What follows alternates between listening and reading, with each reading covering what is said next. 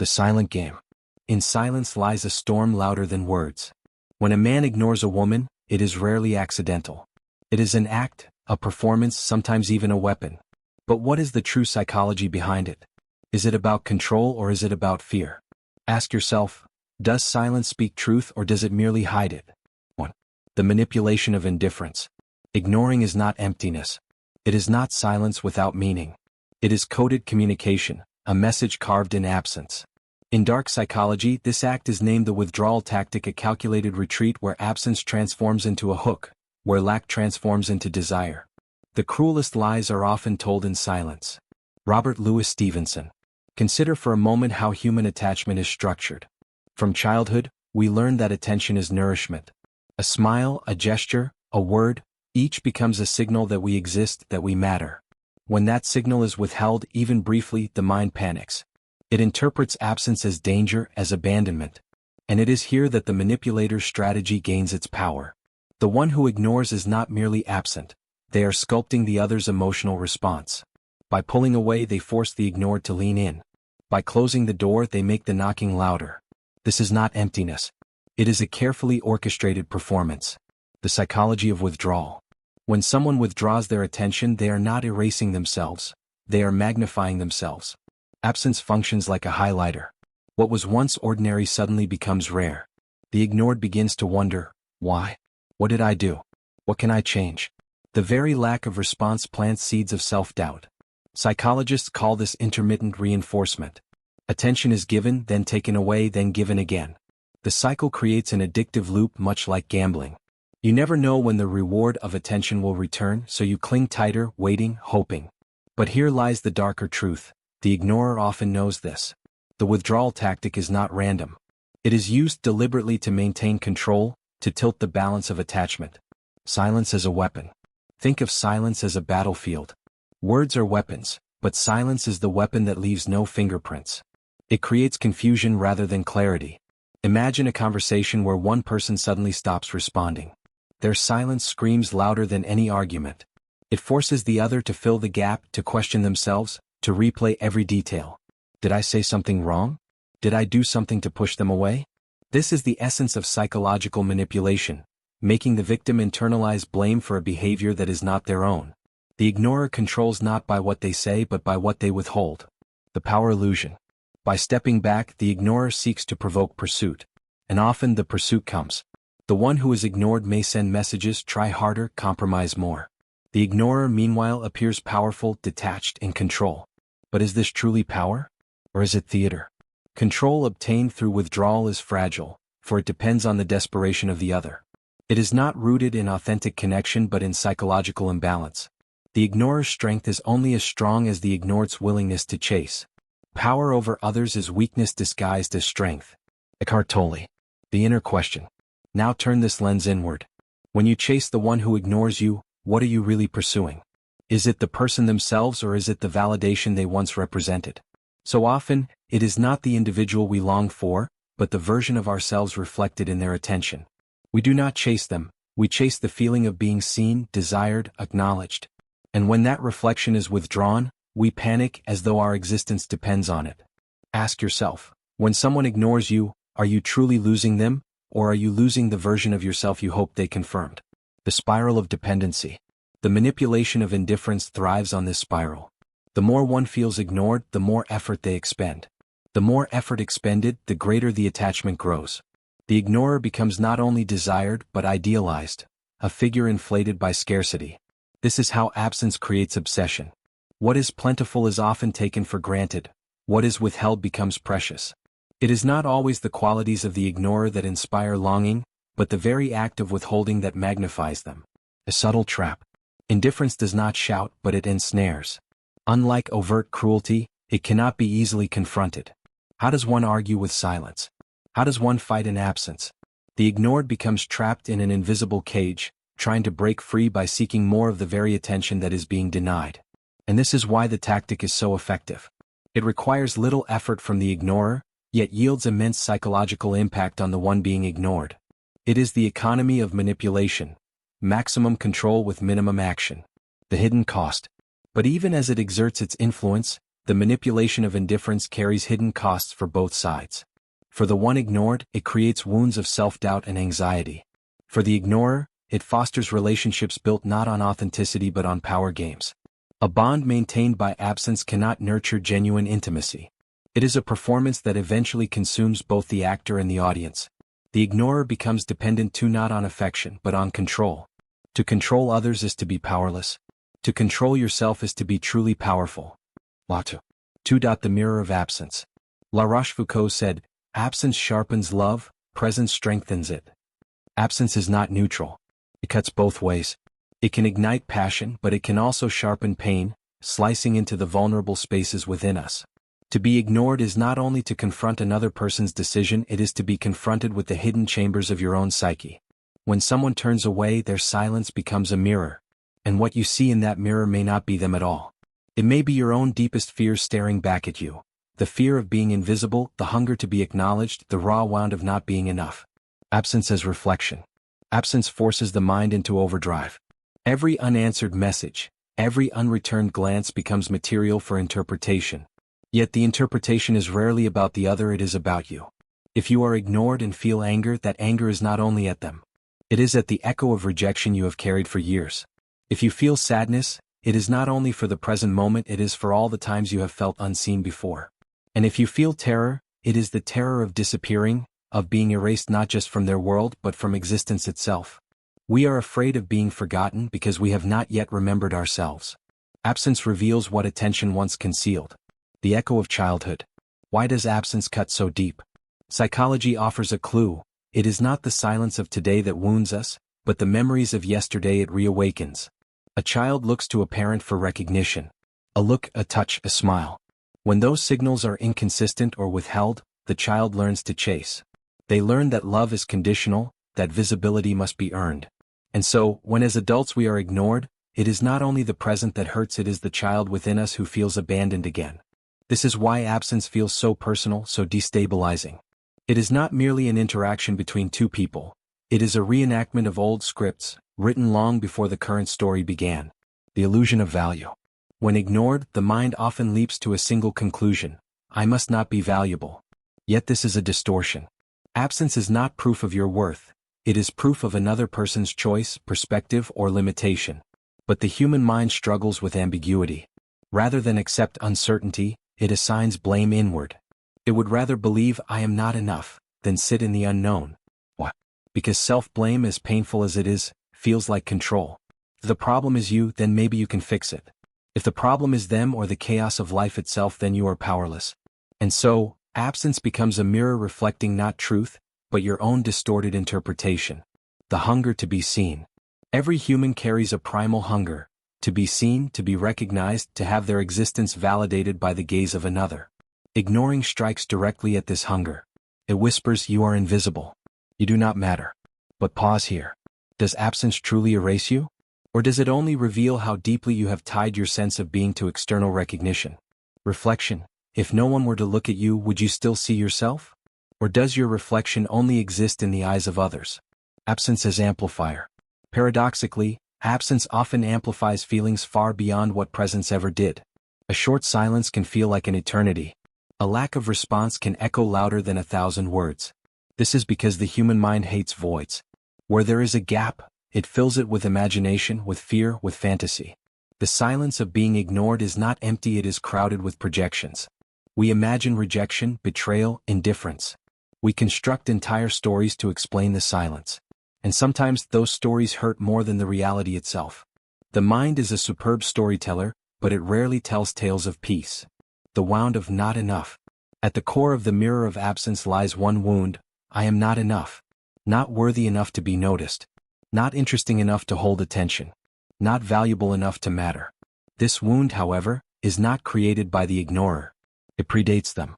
They merely touch it, like pressing on a bruise that was already there. The pain feels new, but it is ancient.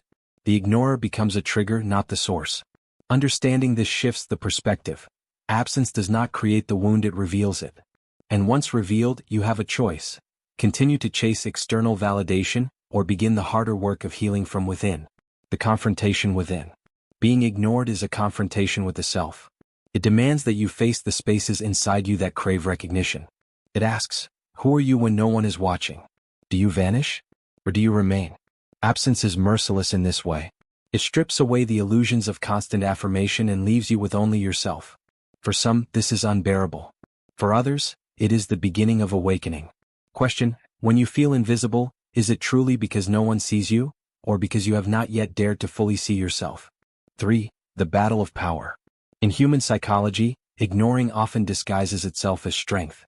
To withdraw, to remain unmoved, to show indifference. These acts project an image of control. Whoever can detach first, it seems, wins. But is this truly victory, or is it a mirage that vanishes the moment we look closer? Power in relationships has long been one of the deepest fascinations of philosophy and psychology alike. Who holds it, who loses it, and how it shifts like sand in a storm. Ignoring, in this sense, becomes not only a behavior but a battlefield. It is the unspoken duel between dependence and detachment. The game of detachment. On the surface, ignoring grants the ignorer the appearance of dominance. They seem untouchable, elevated, beyond need. The one who ignores does not beg, does not chase, does not yield. They seem to carry the upper hand because power, in the common view, belongs to the one who cares less. This is the paradox. Caring is seen as weakness, detachment as strength. And so, many play this game, withholding attention, withdrawing affection, pretending to be indifferent, all to prove superiority. But is it superiority, or is it fear masked as indifference? Illusions of control.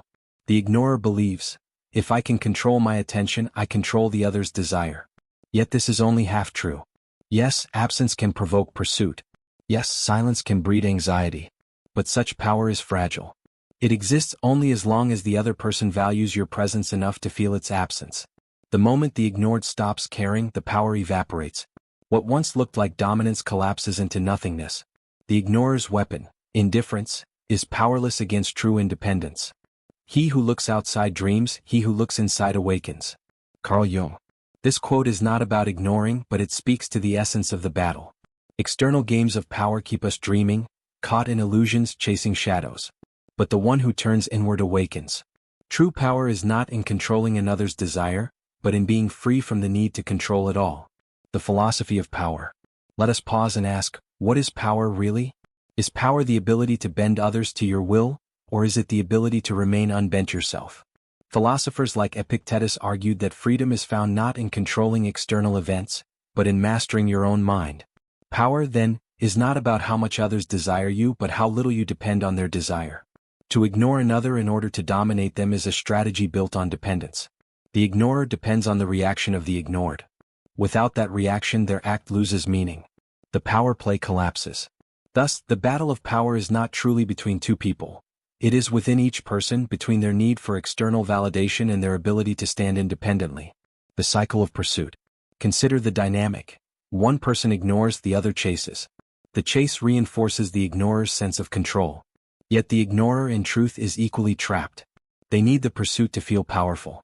Without it, they are revealed as ordinary. The ignored, too, becomes trapped in this cycle, confusing the pursuit with love, mistaking desperation for devotion.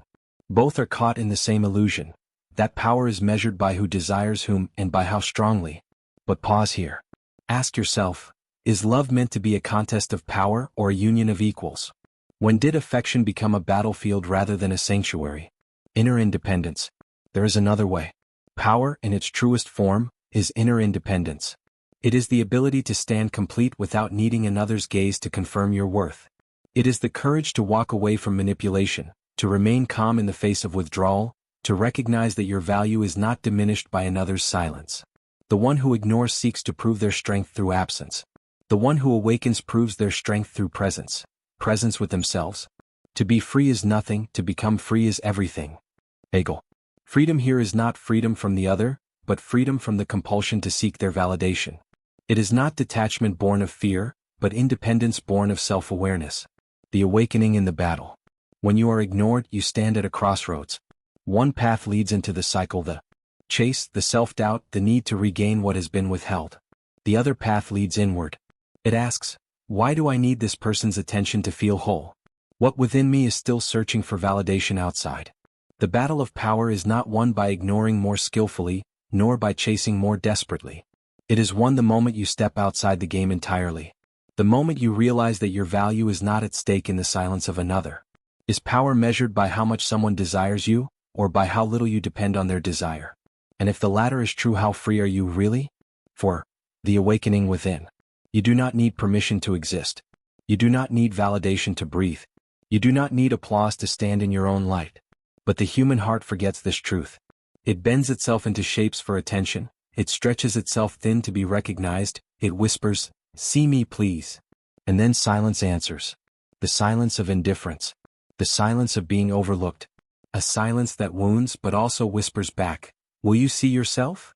No one can make you feel inferior without your consent. Eleanor Roosevelt. The First Awakening. Seeing without permission. Imagine standing in front of a mirror. For years you've only half looked, glancing at your reflection through the eyes of others. Every compliment or rejection, every word of praise or criticism, shaped how you perceived yourself. But what if you looked differently? What if you gazed into your reflection without waiting for another to confirm it? What if you allowed yourself to see, truly see, the being standing before you with no filter, no mask, no demand for approval? Awakening begins here, when you recognize that your worth is not in the hands of another, but in the gaze you choose to offer yourself. Instead of asking, "Why don't they see me?" dare to ask, "Why don't I see myself?" The journey through the pain. Pain is a strange companion. We often resist it, bury it, run from it. But what if pain is not an enemy but a guide? What if every wound of being ignored points not outward but inward? The ache of rejection says, there is still a part of you waiting for approval. The sting of indifference says, there is still a wound that believes you are incomplete. The silence says, listen. You are searching in the wrong place.